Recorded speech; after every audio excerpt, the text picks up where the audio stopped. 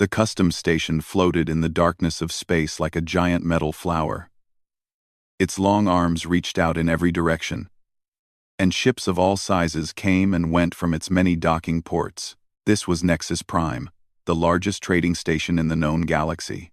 For 3,000 years, beings from every corner of the universe had passed through its gates. The station had seen everything, or so its workers believed. Commander Zethari stood at his post near the main scanner archway. He was a Veloxi, a tall, insect-like creature with 4 arms and large compound eyes that could see in almost every direction at once. His eyes shifted from amber to deep violet as he watched the new arrivals walk down the corridor toward him. These were the humans, the first humans to ever visit a Galactic Union station. Their ship had appeared 3 days ago at the edge of the system. A small vessel, barely larger than a transport shuttle, carrying only 3 passengers.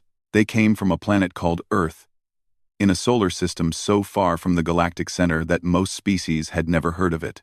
The Galactic Union had sent scouts to observe them 50 years ago, but no one had expected them to develop faster than light travel so quickly. Zethari clicked his mandibles together as he studied them. They looked soft, fragile. They had only 2 arms, 2 legs, and 2 small eyes that faced forward like a predator's. Their skin came in different shades of brown and pink, and they covered most of their bodies with fabric. Strange creatures. The one walking in front was a young male called Danny Ortiz. He had dark hair cut short and a friendly smile that seemed permanently fixed on his face. He carried a bag on his back, made of some kind of tough fabric. Behind him came a female named Megan Liu. She had long black hair tied back and wore small glass circles in front of her eyes. The third human was the oldest, a male with gray hair and a serious expression. His name was Howard Price, and he was the leader of this small group. "Welcome to Nexus Prime," Zethari said through his translator device. His natural voice was a series of clicks and hisses that most species could not understand. "I am Commander Zethari. Before you may enter the station, you must pass through our scanner. This is standard procedure for all visitors. The scanner will record all organic matter and technology you carry." Danny nodded. "Sure thing. We've got nothing to hide." He stepped forward and walked through the archway. The scanner hummed to life. Blue lights ran up and down its frame as it analyzed everything about the human. His biology, his clothing, the items he carried.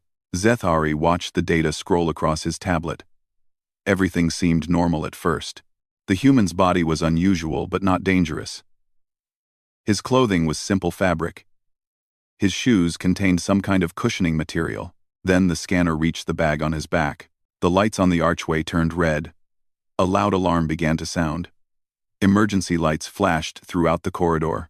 "Unknown technology detected," a mechanical voice announced. "Classification failure. Contents of container designated backpack. 17 instances of unknown technology identified. Security protocol engaged." Zethari's compound eyes went wide. In all his years working at the customs station, he had never seen the scanner fail to identify something. The scanner's database contained information on every known technology in the galaxy. Every weapon, every device, every tool ever created by any species in the Galactic Union. For something to come back as unknown meant it was either very new or very dangerous, probably both. He raised one of his 4 arms, and a dozen armed guards stepped out from hidden positions along the corridor. They carried pulse rifles that could burn through metal. They surrounded the 3 humans in seconds. "Do not move," Zethari commanded. His voice was calm but cold. "Human, you will explain what weapons you have brought onto this station." Danny's smile faded. He looked genuinely confused. "Weapons? What weapons?" "I don't have any weapons. The scanner has detected 17 items of unknown technology in your bag. Unknown technology is classified as a potential threat until proven otherwise. You will open your bag slowly and show me what you carry." Okay. Danny raised his hands to show he meant no harm. "But I'm telling you, there's nothing dangerous in here. It's just my stuff. He carefully lowered the bag from his shoulders and set it on the ground. The guards adjusted their aim, keeping their weapons pointed at him. Megan and Howard stood very still, watching with worried expressions. Danny unzipped the bag and reached inside. He pulled out the first item. It was a small rectangle wrapped in shiny paper. The word, granola, was printed on the front. Zethari stared at it. The scanner beside him was going crazy, displaying data that made no sense. The object contained dozens of different organic compounds arranged in ways the system could not understand. There were grains and seeds and some kind of sweet binding substance. The combination was like nothing in the database. "What is that?" Zethari demanded. "It's a granola bar," Danny said. "What is its function?" "You eat it. It's food." Zethari's mandibles stopped clicking. For a long moment, he simply stared at the human. Food? This unknown technology was food? "Continue," he said slowly. "Remove everything from the bag." Danny reached in again. He pulled out a small plastic bag filled with mixed nuts and dried fruit. Then came two rectangular objects called protein bars. Then a package of dried meat called beef jerky. Then a container of dried fruit pieces. Then something called a chocolate bar that had apparently melted and hardened again into a strange shape. Then crackers. Then a small packet of something called peanut butter. Each item triggered the scanner's alarm. Each item was classified as unknown technology. Zethari picked up the tablet and looked at the data more carefully. The scanner was not malfunctioning. It genuinely could not identify these items because nothing like them existed in the galactic database. No species in the Galactic Union carried food like this. Food was consumed at home or at designated eating facilities. The idea of carrying food around in a bag was completely foreign. "Why do you carry so much food?" Zethari asked. Danny shrugged. "In case I get hungry." "Hungry? But you ate before you left your ship." "I have the records." "You consumed a meal only 2 hours ago." "Yeah, but that was 2 hours ago. I might want a snack." Zethari did not understand the word snack. His translator device tried to find an equivalent in the Veloxi language and failed. There was no word for food eaten between meals because the Veloxi did not eat between meals. No species in the Galactic Union ate between meals. He looked at the pile of food items on the ground. 17 different types of portable, preserved food that a human could eat at any time. 17 different ways to refuel a body that was apparently never satisfied. What kind of creatures were these humans? "You will come with me," Zethari said. "The council must hear about this." He turned and walked down the corridor, his guards falling into step around the humans. Behind him, Danny carefully put all his snacks back into his bag before following. He did not want to leave his food behind. After all, he was starting to feel a little hungry. The examination room was cold and bright. White lights shone down from the ceiling, and the walls were made of smooth metal that reflected everything like a mirror. In the center of the room sat a long table, and on that table lay Danny's snacks, spread out like evidence at a crime scene. Zethari stood on one side of the table with 3 other Veloxi scientists. They wore special lenses over their compound eyes that let them see things at a very small level. On the other side of the room, the 3 humans sat on a bench that was clearly designed for much larger creatures. Danny's feet did not touch the floor. "Let us begin," Zethari said. He picked up the granola bar with a pair of metal tongs, holding it like it might explode at any moment. "Tell me about this object." Danny leaned forward. "It's a granola bar. Honey, maybe some chocolate chips. Good for energy." One of the scientists scanned the bar with a handheld device. "Commander, I am detecting over 40 different organic compounds in this single item.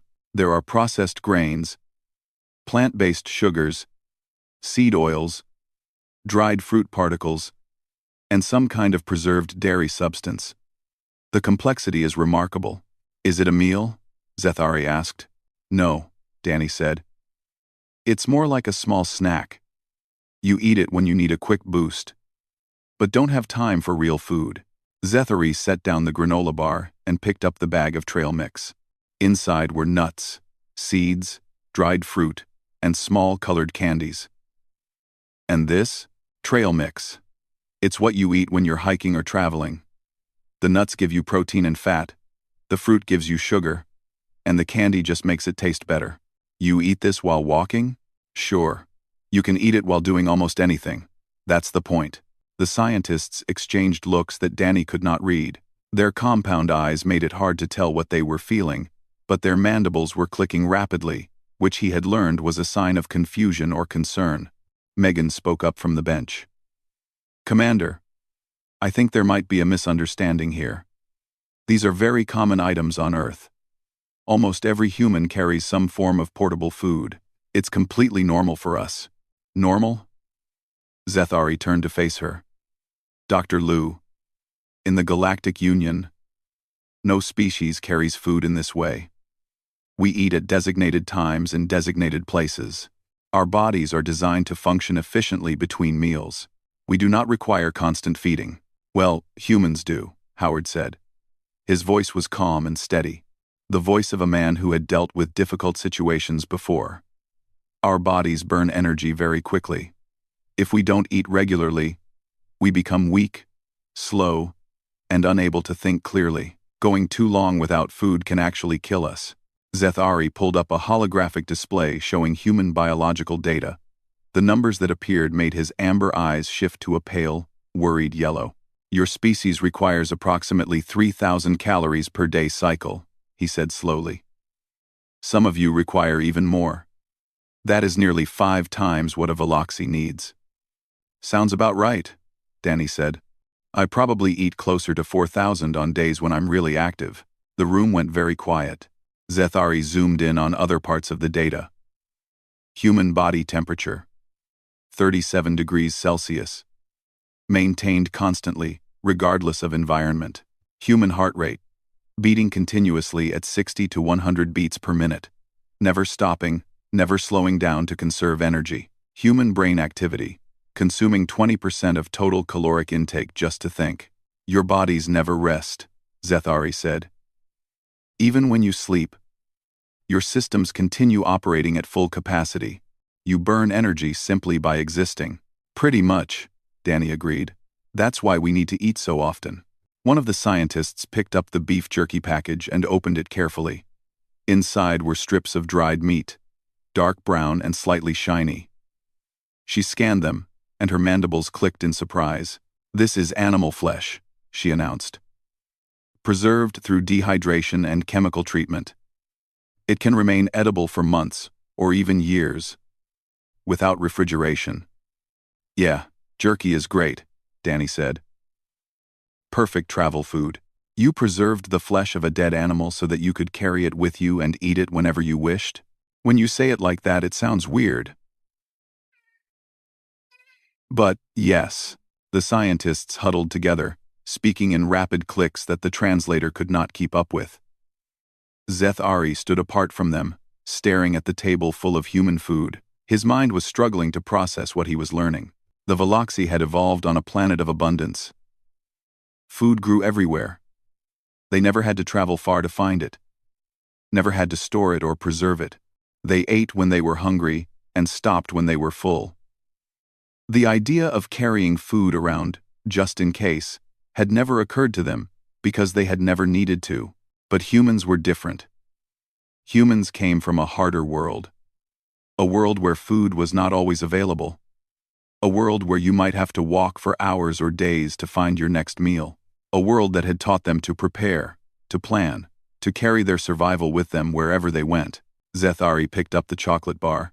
It was misshapen from melting and reforming, but the human had kept it anyway. He scanned it and found sugar, fat, and a chemical called theobromine that apparently made humans feel happy. This food makes you feel pleasure? He asked. Chocolate? Oh yeah. Chocolate is the best. It's not really nutritious or anything, but it tastes amazing. Sometimes you need something that just makes you feel good. You know? Zethari did not know. The Veloxy did not eat for pleasure. They ate for fuel, nothing more. The idea that food could be a source of happiness was as strange to him as carrying it around in a bag. He set down the chocolate bar and faced the humans directly. I must be honest with you, he said. When the scanner flagged your items as unknown technology, I assumed you were smuggling weapons. I assumed you were a threat. But now I understand that I was wrong. Danny smiled. So we can go? Not yet. The Council must still review this information.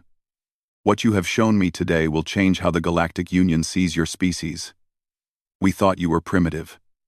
We thought you were fragile. We did not understand that your bodies are engines that never stop running, and that you have learned to carry your own fuel supply wherever you go. He paused, his compound eyes shifting to a thoughtful blue. Your world must have been very difficult to produce creatures like you. Howard nodded slowly. It was. It still is. But that's what made us who we are. Zethari looked at the table one more time. Granola bars. Trail mix. Protein bars. Beef jerky. Dried fruit. Chocolate. Crackers. Peanut butter. 17 items that his scanner had called unknown technology. They were not weapons. They were not bombs. They were something far more impressive. They were the reason humans had survived long enough to reach the stars. Wait here, Zethari said. I will speak to the Council. And I suggest you eat something while you wait. According to my calculations, it has been nearly 3 hours since your last meal. Danny grinned and reached for the trail mix. Now you're getting it, he said. The council chamber was enormous. Its ceiling stretched up so high that Danny could barely see where it ended. The walls curved inward like the inside of an egg, and floating platforms at different heights held representatives from dozens of different species. Some were tall and thin. Some were short and round. Some floated in special containers filled with liquid or gas. The air smelled like a dozen different things at once. None of them familiar. Danny stood at a small platform in the center of the room with Megan and Howard on either side of him. In front of them, on the largest platform of all, floated the High Counselor. Her name was Mirvan, and she was not a solid creature at all. She was made of gas. A shifting cloud of blues and silvers that somehow held together in a shape that suggested a face and body. She was ancient, older than most planets, and she had governed Nexus Prime for 300 years. In all that time, she had never seen anything quite like the humans and their snacks. Let me understand, Mirvan said. Her voice seemed to come from everywhere at once. Your species carries food with you at all times. Not because you fear starvation, but because your bodies require constant fuel. That's correct, Howard said. He spoke slowly and clearly, the way he always did when explaining something important. Human metabolism is very high. We need to eat frequently to maintain our energy levels, and these food items. Mirvan gestured toward a holographic display showing Danny's snacks. They are designed to be carried, stored, and consumed without preparation. Yes. We call them snacks, or sometimes field rations, or travel food. There are hundreds of different kinds. Every human culture has developed their own versions. A murmur ran through the council chamber. Representatives leaned toward each other, speaking in languages that the translation system struggled to keep up with. On a platform to the left, a being made of living crystal pulsed with agitated light. Its name was unpronounceable, just a frequency of vibration that most ears could not hear. It communicated through a special translator that turned its pulses into words. I have reviewed the human biological data, the crystal being said. Their specifications are troubling. They are endurance organisms. Their bodies can maintain physical activity for entire day cycles, without stopping. They heal from injuries that would kill most species. And now we learn they carry portable energy sources to maintain these capabilities indefinitely. Indefinitely is a strong word, Megan said. We do need to rest eventually. Eventually. Yes. The crystal being pulsed faster. But your definition of eventually is very different from ours. A Veloxy can work for perhaps 4 hours before requiring rest. A human can work for 16 hours or more. Your soldiers have been documented functioning for days without sleep in extreme circumstances. Danny shifted uncomfortably. He did not like being talked about like he was some kind of machine. On another platform, a bird-like creature with a beautiful crest of purple and gold feathers spoke up. Her name was Sira, and she was a Thelani, a species known for their speed and agility in flight. Right now, her feathers were pressed flat against her skull in a display of fear. "My grandmother told me stories," Sira said. "Stories from before my people joined the Galactic Union. Stories of creatures that never stopped, that followed their prey across entire continents, walking and walking until their target collapsed from exhaustion. We called them nightmare hunters. We thought they were myths." She looked directly at Danny. "But your species matches every description. You are persistence predators. You do not outrun your prey, you outlast it." "That's true," Howard admitted. "A long time ago, that was how humans hunted. We would follow an animal for hours, sometimes days, until it could not run anymore. But that was thousands of years ago. We're not hunters anymore." "You do not hunt," Sira said. "But you still carry the instinct. You still carry the body. And now you carry your fuel supply, so that you never have to stop." The chamber fell silent. All eyes, and other sensory organs, turned toward the humans. Danny felt like he was on trial for something he did not do. All he had wanted was to bring some snacks on the trip.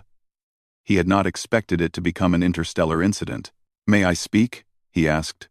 Mirvan's gaseous form rippled with what might have been surprise. "You may." Danny stepped forward. He was shorter than most beings in the room, softer than many of them, and probably weaker than quite a few, but he had something none of them seemed to have, and he finally understood what it was. "Look," he said. "I get it. We're different. Our bodies work differently than yours. We need more food, more often. And we've figured out ways to carry it with us. That's what you do when your world doesn't make things easy for you." He reached into his pocket and pulled out a slightly crushed protein bar. He held it up for the whole chamber to see. "This isn't a weapon. It's not unknown technology. It's just food. My grandmother used to make bars like this by hand, mixing oats and honey and whatever else she could find. She'd give them to me before school so I'd have energy to think. Before she was born, her grandmother did the same thing for her children. And before that, going back thousands of years, humans have always found ways to carry food because we had to." He lowered the protein bar. "Earth is not an easy planet. It has ice at the poles and fire at the center. It has mountains and deserts and oceans you can't drink. It has storms that can flatten cities and earthquakes that can swallow them whole. And somehow, we survived all of it. Not because we were the strongest or the fastest, but because we never gave up. We kept going. We adapted. We learned." Mirvan's form had shifted to a soft, steady silver. She was listening carefully. "You see us as endurance organisms," Danny continued, "as persistence predators. And maybe that's true. But we don't see ourselves that way. We see ourselves as survivors. We do whatever it takes to make it through to tomorrow. And sometimes, that means packing an extra granola bar." He put the protein bar back in his pocket. "We didn't come here to conquer anyone or hunt anyone. We came here because we wanted to meet you. We wanted to learn about you and share what we know. That's all. The snacks are just so we don't get grumpy along the way." A few sounds came from the chamber that might have been laughter, or at least the alien equivalent. Sira's feathers slowly rose from her skull, returning to their normal position.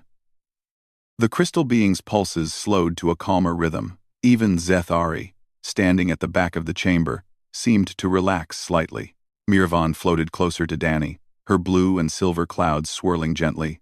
"You speak well, young human," she said, "and you make a compelling argument. Perhaps we have been too quick to see threat where there is only difference. Does that mean we can stay?" Danny asked hopefully. "That remains to be decided, but you have given this council much to consider." She turned to address the full chamber. "We will take a short break to discuss what we have heard. The humans may wait in the diplomatic quarters. Refreshments will be provided. We viven by him. Thank you for watching.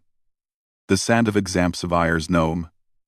We will take a short break to discuss what we have heard." Danny raised his hand. "Actually, I brought my own. For the first time, Mirvan made a sound that was definitely laughter. Of course you did, she said. Of course you did. The diplomatic quarters were nicer than Danny had expected. The furniture was still too big, designed for creatures much larger than humans, but someone had brought in extra cushions and adjusted the lighting to be more comfortable for their eyes. A window took up most of one wall, showing the endless star field outside the station. Danny sat on a cushion near the window, munching on trail mix and watching the ships come and go. Each one represented a different species, a different world, a different way of being alive. Some were sleek and fast, some were bulky and slow, some looked like they had been grown rather than built. He had never imagined there could be so many different kinds of life in the universe. Megan paced back and forth behind him. She had been pacing for almost an hour now, walking the same path across the room over and over. It was how she dealt with stress. I can't believe this is happening, she said for the 10th time. Of all the things that could have caused problems, it had to be snacks. I spent 3 years preparing for this mission. I learned 6 alien languages. I studied galactic law and diplomatic protocols. And none of that mattered because you brought beef jerky. Hey, the jerky is good, Danny said. Want some? No, I do not want some. I want to know if we're going to be arrested or sent home or worse. Howard sat in the corner with his eyes closed, as calm as if he were waiting for a bus. They're not going to arrest us. They're just scared. Scared? Megan stopped pacing. Scared of what? We're 3 humans with snacks. They have an entire space station full of armed guards. They're scared of what we represent. Howard opened his eyes. Think about it. For thousands of years, the Galactic Union has been the biggest power in this part of the galaxy. Every species they've encountered has been weaker than them in some way. Easier to control. Easier to predict. And now we show up. 3 people with granola bars. 3 people whose bodies never stop running. 3 people who carry their own fuel supply so they never have to slow down. 3 people from a planet so harsh that it created beings who refuse to quit. Howard smiled slightly. We're not dangerous because we have weapons. We're dangerous because we have something they don't. The ability to keep going when anyone else would stop. The door chimed. Danny expected it to be a guard or some official coming to escort them back to the council chamber. Instead, Zethari walked in alone. No armor, no weapons, no security team, just him. May I enter? He asked. Howard nodded. Of course. Zethari walked to the window and stood beside Danny, looking out at the stars. His compound eyes reflected the distant lights like hundreds of tiny mirrors. I have been researching your species, he said. I wanted to understand why you are the way you are. And what did you find? Danny asked. Zethari was quiet for a moment. When he spoke again, his voice was softer than Danny had ever heard it. Your planet is remarkable. Not beautiful, not peaceful, but remarkable. High gravity that makes every movement a struggle. Extreme temperatures that swing from burning to freezing. Predators on every continent, in every ocean, in the very air you breathe. Scarce resources spread across vast distances. Every day on your world is a fight for survival. He turned to look at Danny. My species evolved on a world of abundance. Food grew everywhere. The climate was perfect. We had no predators. We never needed to move far or work hard to survive. We thought that made us superior. But, Danny prompted, but now I see that it made us complacent. Comfortable. We never developed the drive that you have, because we never needed it. Your world forced you to adapt in ways we never had to. It made you strong, resilient, determined. His mandibles clicked softly. It made you carry food in bags so that you would always be ready for whatever came next. Megan had stopped pacing. She walked over to join them at the window. Commander, are you saying you understand us now? I am saying I am beginning to. Zethari reached into a pouch at his side and pulled out a small container.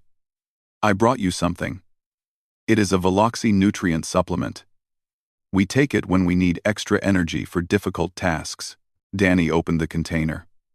Inside was a gray paste that did not look appetizing at all. "Go ahead," Zethari said. "Try it." Danny scooped a small amount onto his finger and tasted it. His face twisted into an expression that made Megan laugh out loud. "It tastes like nothing," he said. "Like wet cardboard. How do you eat this?" "We do not eat for taste. We eat for function. Flavor is irrelevant." "Flavor is not irrelevant. Flavor is what makes eating worthwhile." Danny reached into his bag and pulled out the chocolate bar. "Here. Try this." Zethari looked at the chocolate like it might bite him. "What does it do?" "It tastes good. That's what it does. Just trust me." Slowly, carefully, Zethari broke off a small piece of chocolate and placed it in his mouth. His species did not chew the way humans did. They had internal structures that ground food up. The chocolate melted on whatever passed for his tongue. His compound eyes changed color. They cycled through amber, violet, blue, green, and several colors that Danny had never seen before. His mandibles froze completely. His entire body went rigid. "Commander?" Megan stepped closer, worried. "Are you all right?" Zethari did not respond for a long moment. When he finally spoke, his voice was barely a whisper. "I have never experienced anything like that. The sweetness, the richness, the way it changes as it dissolves. Is this what all your food tastes like?" "Some of it," Danny said. "That's the good stuff. We also have vegetables, which are less exciting but supposedly healthier." Zethari looked down at the remaining chocolate in his hand. "You carry this with you? Everywhere you go?" "Pretty much. Chocolate is great for quick energy, and for making bad days a little better." "Your species invented food that makes bad days better?" "We invented lots of things to make bad days better. Music, art, stories, chocolate. We're kind of experts at finding reasons to keep going." Zethari carefully wrapped the remaining chocolate and tucked it into his pouch. He stood in silence for a while, staring out at the stars. "I have served at this station for 60 years, he said finally. "I have met thousands of species. I thought I understood what made a people strong. I thought it was weapons, or numbers, or technology." He turned to face the three humans. "I was wrong. What makes a people strong is the ability to survive hardship and still find reasons to smile. It is the ability to face a difficult universe and say, 'I will not give up.' It is the ability to carry chocolate in your pocket because tomorrow might be hard and you want to be ready for it." He straightened to his full height. "I am going to recommend that the Council admit you to the station and begin formal diplomatic relations with humanity. Not because you are harmless, but because I believe we have much to learn from you." Danny grinned and held up his bag. "Want some trail mix for the road?" Zethari's mandibles clicked in what Danny was starting to recognize as amusement. "Perhaps just a small amount," he said, and for the first time since they arrived, Danny felt like everything was going to be okay. The council chamber was even more crowded than before. Every platform was full. Species that had only been watching through screens before had now come in person to witness the final decision. The air hummed with tension and curiosity, and something that felt almost like hope. Danny stood at the central platform again. But this time, he did not feel like he was on trial. Megan and Howard stood beside him. And somewhere in the crowd, Zethari watched with compound eyes that had shifted to a calm, steady blue. High Counselor Mirvan floated down from her platform, her gaseous form shimmering with colors Danny had not seen before. She moved until she was directly in front of the humans, close enough that Danny could feel the strange warmth that radiated from her. "We have deliberated," she announced. Her voice filled the chamber, reaching every corner. "And we have reached a decision regarding the human delegation and their cargo." Danny held his breath. "The items flagged by our scanner have been reclassified," Mirvan continued. "They are not unknown technology. They are not weapons. They are not a threat to this station or to the Galactic Union." A murmur rippled through the crowd. Some of it sounded relieved. Some of it sounded disappointed. "Instead," Mirvan said, "we have classified them as evidence of something we rarely encounter in this galaxy. A species forged by hardship, shaped by scarcity, and driven by an inner fire that we do not fully understand. She turned to address the full council. The humans come from a world that tried to kill them every day of their existence. Their planet gave them nothing easily. Every resource had to be fought for. Every meal had to be earned. And yet they survived. They adapted. They learned to carry their survival with them wherever they went. Her form expanded slightly, reaching toward every corner of the chamber. We have seen species with greater strength, species with more advanced technology, species with longer histories and larger empires. But we have never seen a species that has turned the simple act of eating into an art form. We have never seen a species that prepares for difficulty before difficulty arrives. We have never seen a species that refuses to accept that survival and joy are separate things. She turned back to the humans. You carry food in your bags because you do not trust tomorrow to provide for you. You carry flavors and pleasures because you believe life should be enjoyed, not merely endured. You carry the lessons of a harsh world with you into the stars, and you offer to share those lessons with us. Danny felt tears forming in his eyes. He blinked them away quickly, hoping no one had noticed. Megan was not so successful. Tears ran freely down her cheeks. Even Howard, the unshakable captain, looked moved. The Galactic Union welcomes humanity, Mirvan declared. Not as subjects to be managed, not as threats to be contained, but as partners to be learned from. May you teach us what it means to endure. May you show us how to find light in darkness. May you share your snacks with us when the day is long and the future is uncertain. The chamber erupted in noise. Some species clapped, some stomped, some made sounds that no human ear could properly interpret. But all of it was celebration. Danny laughed out loud and hugged Megan, who was still crying. Howard shook hands with delegates who rushed forward to greet them. Somewhere in the chaos, Sira the Thalani flew down from her platform and landed beside Danny with a rustle of purple and gold feathers. My grandmother was wrong about your species, she said. You are not nightmare hunters. You are survivors who dream of better days. She tilted her head. Will you tell me about chocolate? I'll do you one better, Danny said. He reached into his bag and pulled out the slightly melted chocolate bar. You can try some. Sira ate a piece of chocolate. Her feathers puffed up in surprise, then settled into a display of pure delight. She made a sound that needed no translation. Hours later, the celebration had finally calmed down. Most of the delegates had returned to their ships or their quarters, promising to stay in touch, asking questions about human food and human customs and human everything. Danny had given away most of his snacks and was down to a single granola bar, which he was saving for the trip home. He stood alone at a viewport in the main corridor, watching the stars. So many stars. So many worlds out there, each one with its own story, its own challenges, its own ways of surviving. Footsteps approached. Zethari appeared beside him, his compound eyes reflecting the starlight. It has been an eventful day, the commander said. Yeah, Danny smiled. I guess you could say that. May I ask you something? Sure. Zethari was quiet for a moment. When you packed your bag for this journey, did you know what would happen? Did you expect your snacks to cause such a reaction? Danny laughed. No way. I just packed what I always pack. I didn't think it was special or anything. It's just what humans do. That is what makes it special, Zethari said. You do not see your own resilience, because you have lived with it all your life. To you, carrying food is normal. Preparing for difficulty is normal. Refusing to give up is normal. But to us, it is extraordinary. 40? Danny thought about that. He thought about his grandmother, making granola bars in her tiny kitchen. He thought about all the humans throughout history who had packed food for journeys, carried hope in their pockets, refused to let the universe beat them down. I guess we never really stopped to think about it, he said. We were too busy surviving. And now you are among the stars, Zethari said, bringing your survival instincts and your chocolate bars to a galaxy that has never seen anything like you. Is that a good thing?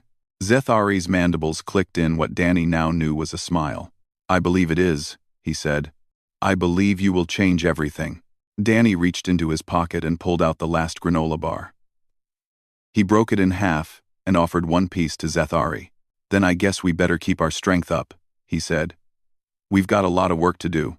Zethari took the granola bar and studied it for a moment. Then he took a bite. His compound eyes cycled through colors again, but this time they settled on a warm, happy amber. "This is not chocolate," he said. "But it is good." "It's granola," Danny said. "Not as exciting, but it gets the job done." That's kind of the human philosophy. They stood together at the viewport, two very different beings from two very different worlds, eating granola bars and watching the stars. Somewhere out there, humanity's story was just beginning. There would be challenges ahead, misunderstandings, conflicts, hard days and harder nights. But humans had faced difficult things before. They had survived ice ages and plagues and wars. They had walked across continents and sailed across oceans and finally reached the stars. And through it all, they had never stopped packing snacks for the journey, because tomorrow was always uncertain. But a granola bar in your pocket meant you were ready for anything. Danny finished his half of the bar and brushed the crumbs from his hands. "So," he said to Zethari, "what's next?" The commander's mandibles clicked thoughtfully. "I believe," he said, "that we are supposed to take you on a tour of the station. But first, I would like to see what else is in that bag of yours." Danny grinned and swung his backpack off his shoulder. "Commander," he said, "you have no idea what you're in for." And together, human and alien, they walked off into the endless wonder of space, carrying snacks for the road.